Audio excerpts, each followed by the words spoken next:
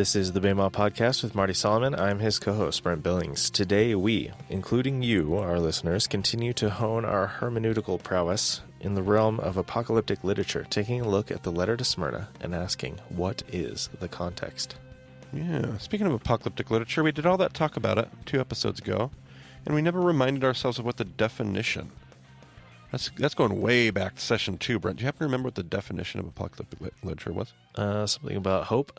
Yeah. I can't remember exactly what it was. Apocalyptic literature is the use of pictures and images to convey a message of hope to the present time. The present day, absolutely. Apocalyptic literature is used to use pictures and images to convey a message of hope to the present day. So we're going to continue to learn about these principles for reading an apocalyptic book like Revelation in context. I am committed to not overwhelming you with all the possible content, because there's a lot of possible content here. But instead, there's a method to our madness. We're trying to teach you how to engage the book of Revelation, not just give you all the content and all the answers and all the little treasures and everything that's in there. We're trying to actually teach you how to engage the book. So we have pointed you towards quite a healthy list of sources. That first Revelation episode, titled A Book for Its Time. We have pointed you towards a bunch of sources to help you go further and deeper in your specific studies. And I want to take a few more steps into this hermeneutic, just a few more, not the whole thing. Just take a couple more baby steps in learning and stretching to understand what John is trying to accomplish in this book. There are many other details that those familiar with this understanding would add to the conversation. If you already got it, if you already know how to read Revelation, there's all kinds of stuff we're missing. I get that. But I want to continue building so that we can keep the greatest amount of our readers with us. I want to go down to a lowest common denominator and try to teach those who don't know how to engage the book, because that group is large. There's a lot of us. So, just baby steps. Last podcast was a little short one, right, Brent? Not long? Not long at all. 15-minute discussion. We're going to have another short one today, probably. Just little baby steps trying to introduce a brand new idea without overwhelming us and then distracting us and pulling us off into the weeds. We're going to introduce you to a format that I'm going to use in the letters to the 7 churches and even other parts of Revelation. I want to give you some of the context. So step number 1 of this format is to look at context. Context is everything. Context is everything. So I want to look at the context of this particular geographical location of Smyrna in the 1st century, see if it impacts the way that we read the letter. So Smyrna received its name from one of the largest exports, which was myrrh. Smyrna. Myrrh. Used for many things, but predominantly in the preparation of dead bodies. You might remember the 3 gifts of the Magi: gold, frankincense, and myrrh. Gold, frankincense, and myrrh. Myrrh. Who knows? They probably didn't get it from Smyrna, but who knows? Would have been a place where they could have. Preparation of dead bodies, myrrh was used in. Smyrna was infatuated with death, maybe because it was their main export, and they just thought about it more, or who knows why. We just find more writing, more infatuation, more focus on death in Smyrna than the typical city. Combine this infatuation with the center of medicine and the focus on science, quote-unquote. At this point in history, science is largely superstition mixed with some science. Great description. I crack myself up. And you also find a large Roman cult following around the different pagan myths that connected beliefs about resurrection. Kind of a higher concentration in Smyrna than anywhere else. Yeah, I was reading a little bit of history on Smyrna, and apparently at some point they needed some help from Rome, and to sort of form a bond with Rome, they created a cult to the city of Rome and created the goddess Roma. Oh, excellent. Okay. Very interesting. Huh. I have all kinds of other questions that are probably, until I find answers, inappropriate for this podcast, but now I'm going to go find out. Roma. Interesting. Okay. Yeah. So Smyrna's a very old city. It is. It's a port city. Yep. So it's a very natural place to put a city in the ancient world. It had been around for a very long time before Rome came around. And it's still a port city. I fly into Izmir. Izmir is the current name in Turkey for Smyrna. Izmir. Smyrna. And the ruins of Smyrna are actually just right smack dab in the center of the city, right there on the coast. What's left of them anyway. There's not much there at all. We don't go to the ruins on the trip. It's an option on my itinerary. I kind of have it in my back pocket, but I have never made it on any of my trips yet. I have been there, but not necessarily worth the time. I hate to make that call for people, but typically not. There's other places to go. There's better places to go. Spend your time. Oh, yeah, so that's Smyrna. More than most places in Rome, Smyrna talked at length about death and resurrection. Smyrna was yet another port harbor, Brent just pointed out, in the Roman Empire that made for fantastic trade. While this is true for many of the cities we study, what was unusual about Smyrna was its absolute allegiance to the empire and Rome in a way not seen throughout the rest of the empire. You even talked about it in the way they created cults to honor that connection. After Alexander the Great conquered Sardis, Smyrna became the cultural center of Asia. This is going way back before Ephesus really sees its day.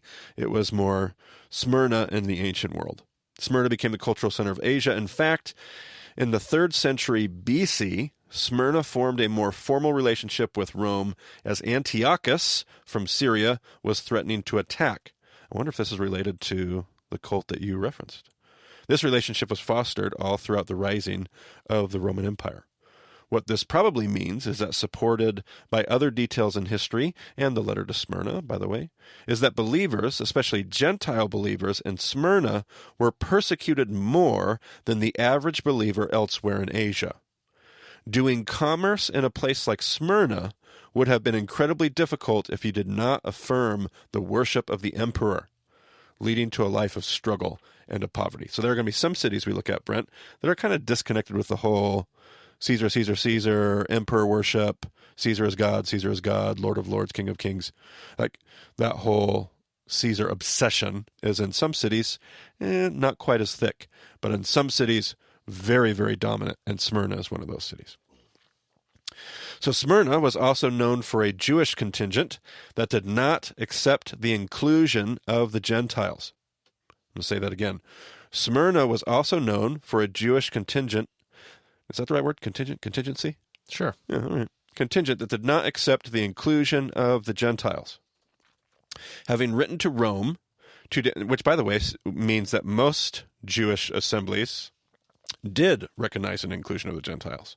And that was actually the dominant experience. When you don't find that, it's an odd exception. Especially odd being like a major Gentile city. Like geographically, you've got kind of along the coast, you have Pergamum, Smyrna, and Ephesus. And so those are going to be like huge cities, like very important for trade, lots of, traffic in and out from all sorts of people all over the place. And then inland, you have Thyatira, Sardis, Philadelphia, and Laodicea. Not necessarily small cities because of that, but just they're going to be less, there's not going to be as much traffic through them. Right, absolutely. And it's going to affect the culture that they have and the connection they have with the empire, absolutely.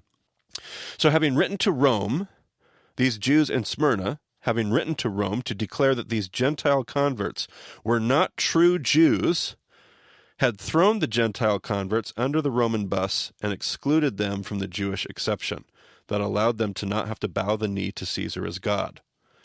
So as we've looked at before, this would not have been a normal experience throughout Asia and much of Asia Minor, but appears to be the case in Smyrna.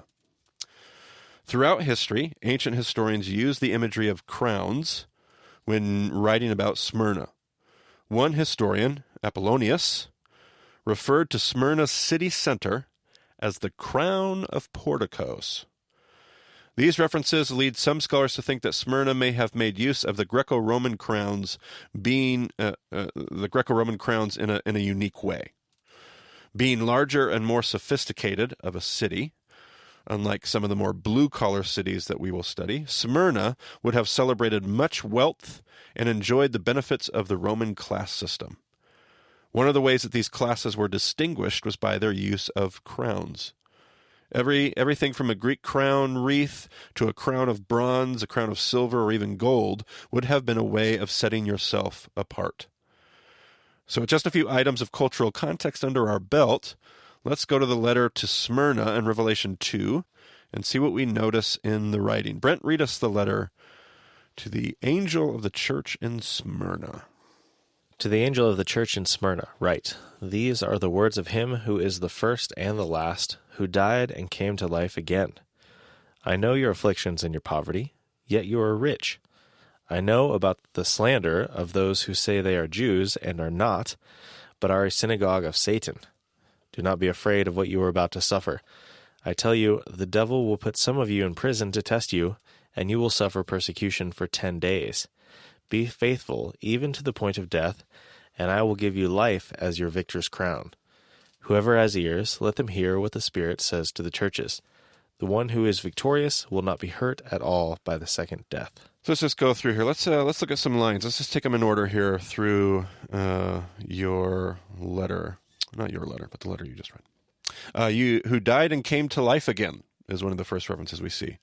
An obvious reference to Smyrna's infatuation with what, Brent? With resurrection and death. Yep, death and resurrection, tying it back to the person of Jesus. Brilliantly done, John. Excellent, thank you. How about this one? I know your afflictions and your poverty, yet you are rich. What do you connect there, Brent?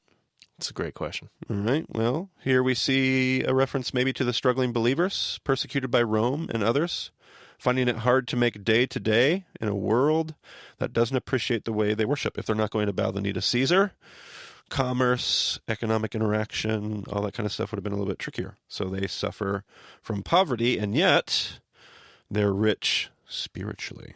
I see. Okay, very tricky. All right, yeah. How about let's go to the next one, next line. Next sentence says this phrase, those who say they are Jews and are not, but are a synagogue of Satan. This is definitely not a blanket statement about Judaism. I've heard that a million times. That's ridiculous.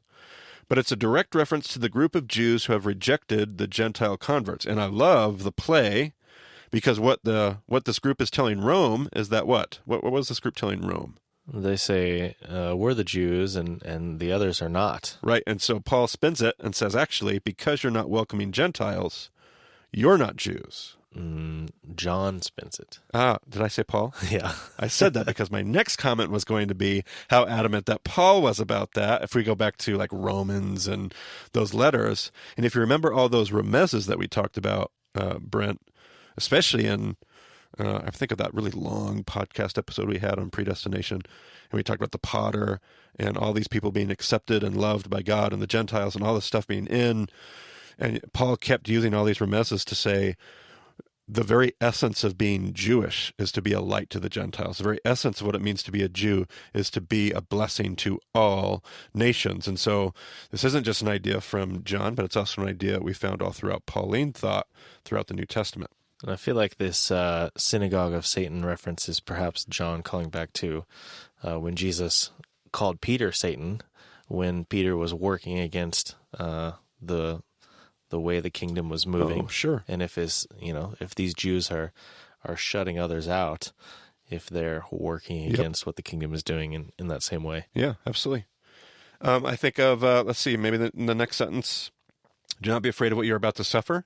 I tell you, the devil will put some of you in prison to test you, and you will suffer persecution for 10 days. Now, not that I think that this is what necessarily John is referencing, because of where I date the letter, but you pointed out, as we were studying Smyrna earlier, Brent, who was the bishop to Smyrna? Polycarp. Now, how about, go ahead and Google me the death. What is the year of Polycarp's death? 154, I believe. 154.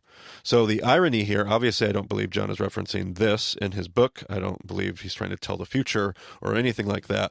But kind of the ironic prophetic twist here is what's going to happen in Smyrna later. I mean, that famous story, somebody could do a Google search on the story of Polycarp's martyrdom, because he has quite the inspiring story of that. Polycarp actually died in 156. 156 AD. He was the bishop of Smyrna, and he was an apostle, or he was a disciple, rather, of John. Right? John, absolutely. This, if you take my stance, the same John writing this letter here. So again, I don't mean ironic in a funny or trivial way. I mean like the deep, meaningful. It's going to be John's disciple who will actually end up suffering some of these same persecutions as the bishop to this very city. What is the 10 days about? Is there like some sort of like standard sentence for a particular thing that that he'd be referencing? So I think here, especially in apocalyptic literature, where we're using pictures and images, I think we're going to go back to that whole Jewish numerology stuff that we've talked about before.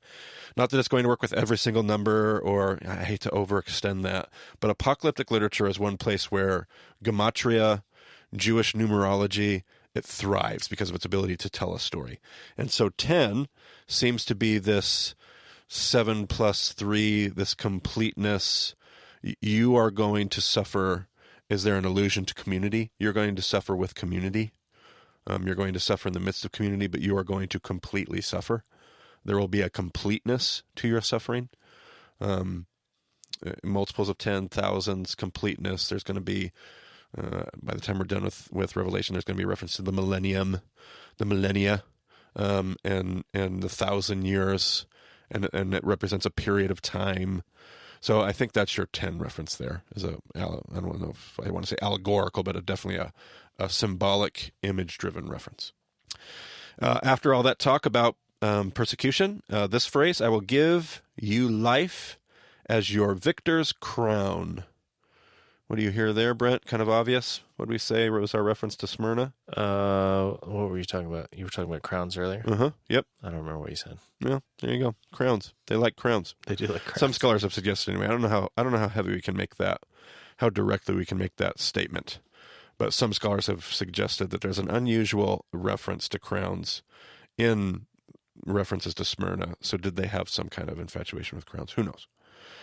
And then how about this? Will not be hurt at all by the second death. To a place infatuated with death and resurrection, John points out that there is a second death they ought to be thinking about. Not the one that they're so infatuated with, but some other death.